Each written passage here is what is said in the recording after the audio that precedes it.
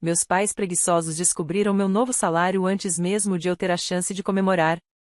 Um momento eu estava encarando o e-mail da promoção em completo espanto, e no seguinte eles estavam esmurrando a porta do meu apartamento como cobradores de dívida. Eu deveria ter percebido que algo estava errado, os sorrisos forçados, o bolo barato comprado na última hora. O fato de que eles nem sequer disseram parabéns. Eles não perguntaram como eu me sentia. Perguntaram quanto eu ganhava. E então, com a confiança de quem não fez nada para merecer, exigiram 50% dele. Mas o que aconteceu depois, eles nunca viram chegando. Meu nome é Jéssica Reio, e por boa parte da minha vida eu carreguei comigo um tipo de disciplina silenciosa, aquela que você aprende quando cresce sabendo que ninguém virá te salvar. Saí de casa aos 18 anos com 2 malas, uma bolsa de estudos e uma promessa a mim mesma, nunca dever nada a ninguém, especialmente aos meus pais. Trabalhei em turnos noturnos, estudei em viagens de ônibus e construí minha carreira tijolo por tijolo até o dia em que finalmente me tornei analista financeira sênior em uma empresa privada em Pittsburgh. Hoje, quem me conhece diz que pareço sempre composta, cabelo longo e escuro, roupas de corte limpo, a calma confiante de alguém que conquistou seu espaço, mas ninguém vê os anos por trás disso. Os anos ouvindo que eu devia aos meus pais até pelo ar que respirava, a culpa, as cobranças emocionais que eles guardavam como recibos. Naquela noite em que apareceram no meu apartamento sem aviso, todos aqueles anos voltaram de uma vez. Minha mãe, Marlene, entrou primeiro. Ela sempre fazia isso. Uma nuvem pesada de perfume me atingiu antes mesmo que o sorriso dela parecesse fino, ensaiado, do tipo que ela usava com as senhoras da igreja quando queria simpatia. Meu pai veio logo atrás, as mãos enfiadas nos bolsos do casaco como se escondesse alguma coisa. Eles largaram o bolo de plástico no meu balcão como se fosse um presente, mas os olhos deles já percorriam o apartamento, calculando. Então minha mãe disse, sentando-se na cadeira da minha pequena mesa de cozinha: "Seu salário aumentou bastante, não é?" Ela não perguntou como tinha sido meu dia. Nem tentou fingir interesse. Tentei manter a voz firme. Sim. Trabalhei muito por isso. Meu pai soltou um assobio baixo. Você está indo bem, Jace. Melhor do que nós. E depois de tudo que fizemos por você? Ele deixou a frase suspensa, como isca. Eu ouvi essa linha desde a infância.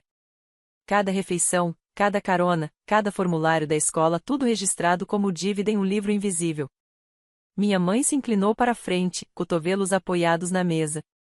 Achamos justo, disse ela suavemente, que você contribua para casa. 50% da sua renda mensal, só até nos reerguermos. Eles falaram como se fosse um favor. Um dever. Uma conta que eu tivesse esquecido de pagar. Meu peito apertou. Meus ombros se retraíram instintivamente, hábito antigo, armadura velha. Porque naquele momento eu finalmente entendi algo, aquilo não era um pedido. Era uma cobrança. Por um instante, só fiquei ali sentada, encarando-os do outro lado da minha própria mesa de cozinha. A mesma mesa pela qual eu trabalhei horas extras para comprar. A mesma mesa que eles nunca ajudaram a pagar, carregar ou montar. Minha mãe bateu as unhas no tampo como se estivesse esperando um garçom anotar o pedido. Meu pai se recostou, confiante, como se a decisão já estivesse tomada por mim. Não é assim que isso funciona, eu finalmente disse. O sorriso da minha mãe enrijeceu.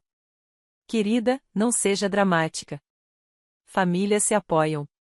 Apoio funciona nos dois sentidos, respondi. Meu pai bufou. Nós te criamos, te alimentamos, te demos um teto.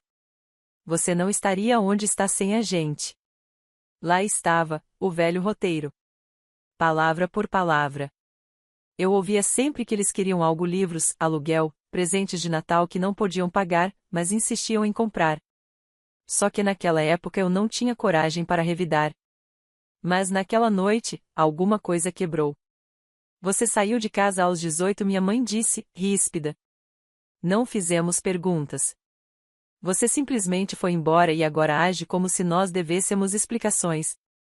Senti meu maxilar travar. Eu fui embora porque cada vez que eu tentava respirar, vocês transformavam isso em dívida. Um brilho passou pelo rosto da minha mãe, irritação, depois raiva. Você é ingrata. Ingrata. A palavra favorita dela. Meu pai se inclinou para a frente. Isso não é opcional, Geis. 50%. A partir do mês que vem. Você ganha bem. Merecemos nos beneficiar depois de tudo que sacrificamos. Vocês não sacrificaram, eu disse baixinho. Vocês sobreviveram. É diferente. A voz do meu pai endureceu. Nós somos seus pais. Você nos deve. Algo dentro de mim se rompeu de vez. Me levantei. Não de forma abrupta ou dramática, apenas lenta, firme, intencional. As pernas da cadeira arranharam o chão levemente, um som suave, mas definitivo. Os olhos deles me seguiram enquanto fui até o balcão. Meus ombros estavam tensos, minha respiração pesada, mas minha voz saiu calma. Vocês vieram aqui hoje por um motivo. Não para me celebrar, não por orgulho. Vieram para tomar. As sobrancelhas da minha mãe se franziram. A expressão do meu pai mudou, um lampejo de desconforto aparecendo. Abri uma gaveta e peguei o envelope que eu havia preparado semanas antes, muito antes de saber que precisaria dele. Virei para eles, segurando-o entre 2 dedos. Isto, eu disse, é tudo o que vocês realmente estão procurando. Eles ainda não sabiam. Mas aquele era o momento em que a verdadeira história começava. Os olhos da minha mãe grudaram no envelope como um corvo vendo algo brilhante. Meu pai endireitou a postura, pigarreando, como se estivesse prestes a receber um prêmio. Eles achavam que tinham me quebrado, que me encurralaram até eu ceder. Não faziam ideia de que o chão sob os pés deles já estava mudando. Coloquei o envelope com cuidado sobre a mesa. Minha mãe imediatamente esticou a mão, mas eu coloquei a minha sobre a dela leve, porém firme. Ela regalou os olhos. Antes de abrir eu disse, preciso que entendam uma coisa. Vocês não podem entrar na minha casa e exigir metade da minha vida. Não mais. Minha mãe puxou a mão de volta bruscamente. É só dinheiro, Jéssica. Não seja teatral, resmungou meu pai. Ela sempre foi dramática. Sempre achou que sabia mais que todo mundo, meu pai resmungou. Ignorei, dando um passo para trás e limpando as mãos na calça social. Meu coração estava disparado, mas minha voz permaneceu firme e controlada de um jeito que até me surpreendia. Minha mãe puxou o envelope para si. Se isso é sua tentativa de bancar a durona. Não é, respondi. É clareza. As sobrancelhas dele se franziram confusos, mas ainda arrogantes. Aquela confiança típica de quem não tem nada a perder. Jéssica, somos seus pais, insistiu meu pai. Essa sua atitude é o que te separa do resto da família. Você acha que está acima de nós agora? Eu acho, respondi, que limites não são desrespeito. Meu pai bufou. Minha mãe balançou a cabeça. Você foi doutrinada por esse pessoal da sua carreira. Esqueceu quem te criou. Eu não discuti. Discutir com eles era como correr em uma esteira, muito esforço, zero avanço. Em vez disso, peguei meu celular e me afastei um pouco. Dana atendeu no segundo toque. Tudo certo? Observei meus pais pairando sobre o envelope. Está na hora, respondi. O tom dela mudou, firme. Então siga o plano. Deixe que se revelem. Desliguei e encostei no balcão, braços cruzados. A atmosfera na sala mudou, sutil, mas definitiva. Minha mãe também percebeu, seus olhos se estreitaram. Que plano é esse? Ela exigiu. Você vai ver, respondi calmamente. O envelope ficou ali entre eles como uma ameaça silenciosa que ainda não reconheciam. Finalmente, minha mãe rasgou o lacre. Papéis deslizaram para fora impecáveis, reconhecidos em cartório, inconfundíveis. Não era dinheiro, nem pedido de desculpas, nem rendição. Era verdade. Uma verdade à qual eles mesmos tinham dado firma anos atrás. À medida que lia a primeira página, os sorrisos desapareceram. Os dedos ficaram imóveis. A confiança deles se dissolveu no silêncio. E naquele instante perfeito, eles finalmente perceberam que nada estava indo como imaginavam. Por alguns segundos, o único som na minha cozinha era o ronco do refrigerador. Os olhos da minha mãe correram pela página uma vez, depois outra, e uma terceira a cada leitura, drenando um pouco mais de cor do rosto dela. Meu pai piscava rápido, como se não conseguisse focar a visão. As mãos deles que poucos minutos antes haviam avançado para aquele envelope com tanta confiança agora tremiam sobre a mesa. E isso não é real, minha mãe gaguejou. Ah, é real, respondi. As assinaturas de vocês estão bem aí embaixo. Meu pai estreitou os olhos para a página. Nós não assinamos isso. Nunca assinaríamos. Assinaram, sim, respondi. Há 3 anos. Lembram quando disseram que queriam proteger meu futuro e insistiram em elaborar uma declaração para que eu não fosse responsabilizada pelas escolhas financeiras de vocês? Este é aquele documento. Minha mãe vasculhou a própria memória, desesperada por um buraco, uma brecha. Não sabíamos o que estávamos assinando.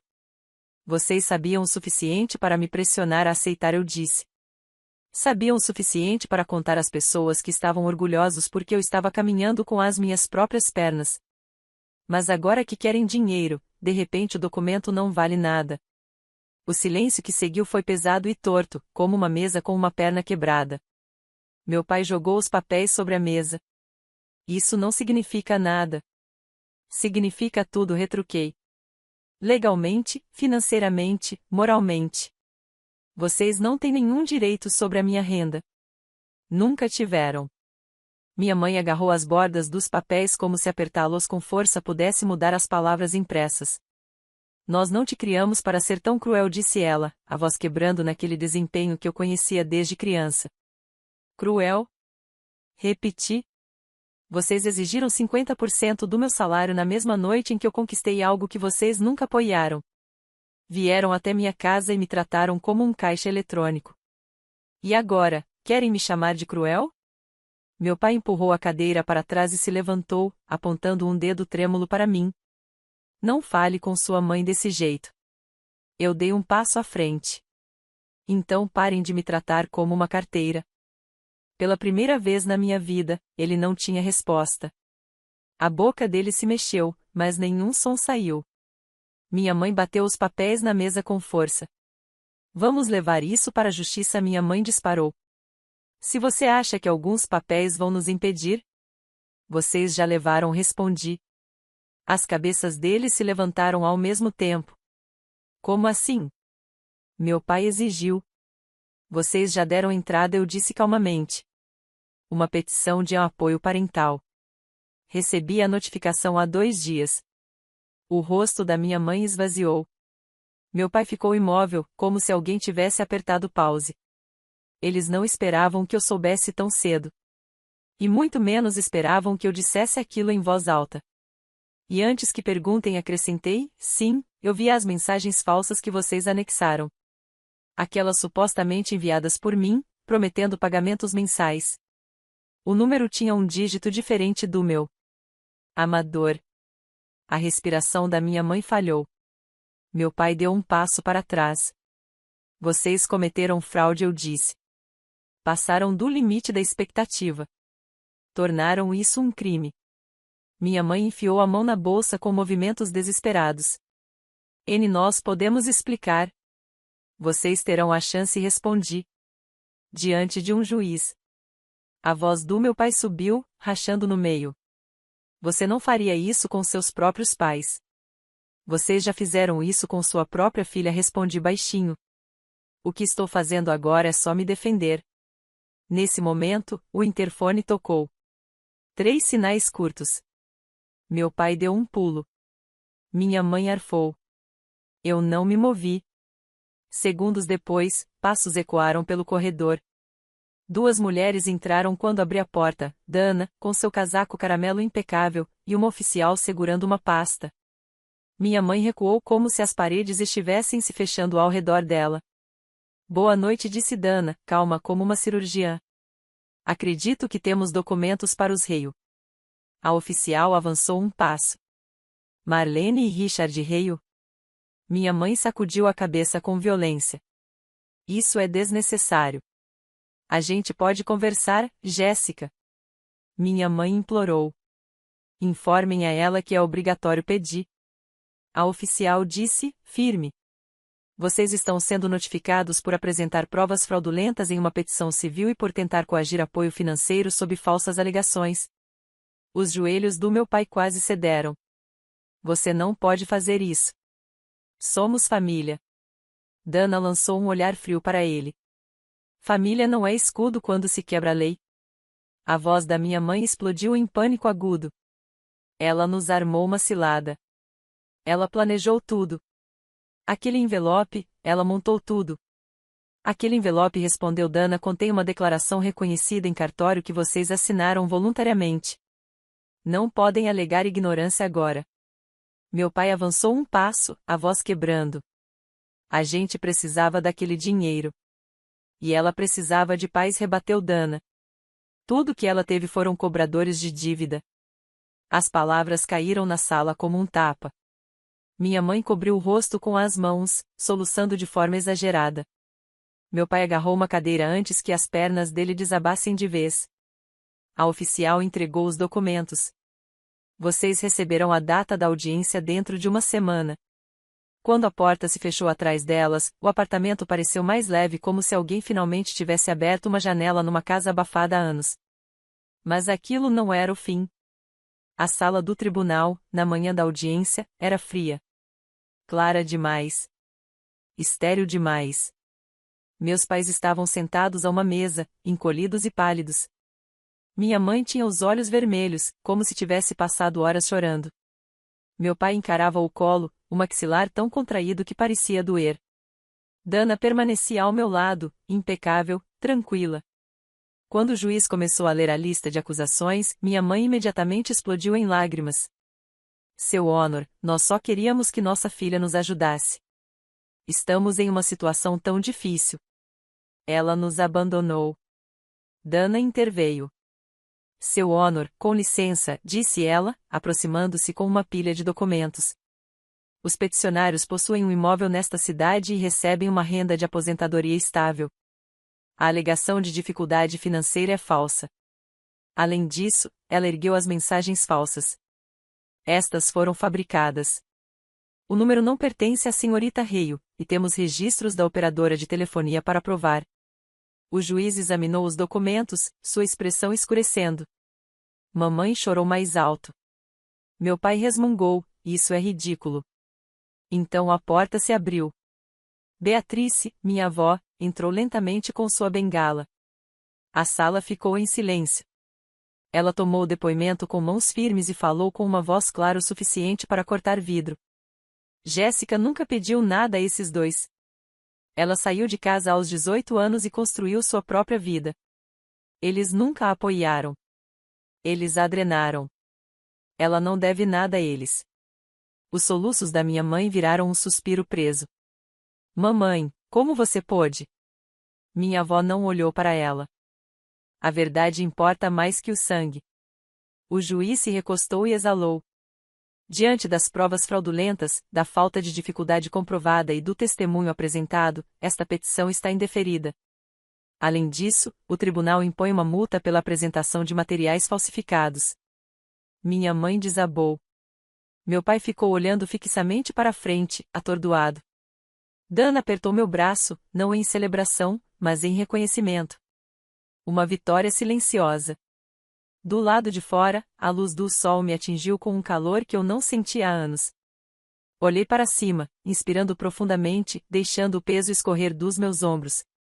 Atrás de mim, meus pais ficaram congelados nos degraus do tribunal, pequenos, derrotados e sem palavras, exatamente como o envelope prometia. Na semana seguinte, a audiência parecia estranhamente silenciosa, como se alguém tivesse diminuído o volume de toda a minha vida. Nenhuma notificação vibrando, nenhuma mensagem encharcada de culpa, nenhuma batida repentina na minha porta, apenas silêncio, um tipo de silêncio que eu não tinha percebido que desejava há anos. Saí do meu antigo apartamento e me mudei para um lugar menor perto do centro de Pittsburgh, alto o suficiente para que o barulho da cidade virasse um zumbido suave. Fui preenchendo o espaço aos poucos, uma poltrona de veludo azul de um brechó, uma luminária com um brilho âmbar quente, um pequeno cacto que, de alguma forma, insistia em não morrer. Pela primeira vez, cada canto da minha casa parecia pertencer a mim e somente a mim. 3 dias depois de me instalar, chegou pelo correio um cartão de aniversário, fino, bege, com uma caligrafia elegante que reconheci na hora. Beatrice, por dentro, apenas uma frase: você escolheu a verdade em vez do medo. Tenho orgulho de você. Segurei o cartão contra o peito por um momento. Sem drama, sem culpa, só amor daquele tipo silencioso. Mas a paz raramente permanece intacta. Uma semana depois, outro envelope deslizou por baixo da minha porta. Meu nome rabiscado na frente em letras trêmulas. A letra da minha mãe. Abri devagar, já me preparando. Não era um pedido de desculpas. Nunca é. Não com pessoas que acreditam não ter feito nada de errado. Em vez disso, era uma lista de queixas médicas, apelos emocionais e, por fim, um pedido de dinheiro para ajudá-los a passar por um momento difícil. Nenhuma menção ao processo, nenhuma menção às provas falsas, apenas expectativa embrulhada em pena. Dobrei a carta uma vez, depois outra, coloquei de volta no envelope e a joguei no lixo. Minhas mãos não tremiam. Na mesma semana, recebi outra ligação, para a qual eu não estava preparada. Beatrice havia falecido pacificamente enquanto dormia. O mundo ficou mais sombrio por um momento, mas não desabou. O advogado dela me contou depois que ela havia deixado para mim sua pequena casa perto de Greensburg. Eu não a mantive. Vendi e doei o dinheiro para um grupo local que ajuda mulheres a se recuperarem de abusos financeiros. Pareceu o certo a fazer. Numa noite tranquila, fiquei de pé diante da minha janela, as luzes da cidade se estendendo pelo rio como ouro espalhado. Pela primeira vez, eu não estava revivendo discussões, ensaiando pedidos de desculpa ou me preparando para o impacto. Eu simplesmente estava livre. Caminhei até o rio naquela noite, deixando o ar fresco de Pittsburgh se acomodar na minha pele. A água se movia devagar, firme, como se tivesse todo o tempo do mundo. E talvez, finalmente, eu também tivesse. Minha vida não era perfeita, mas era minha. Silenciosa, conquistada, leve. Pensei naquele envelope, o que meus pais abriram cheios de expectativa. Não tinha dinheiro. Tinha a verdade.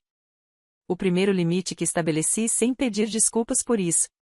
Se você já teve que escolher paz em vez de culpa, se já precisou se proteger das pessoas que deveriam ter amado você melhor, conte sua história nos comentários. E se quiser mais histórias reais sobre coragem e recuperar a própria vida, não esqueça de se inscrever.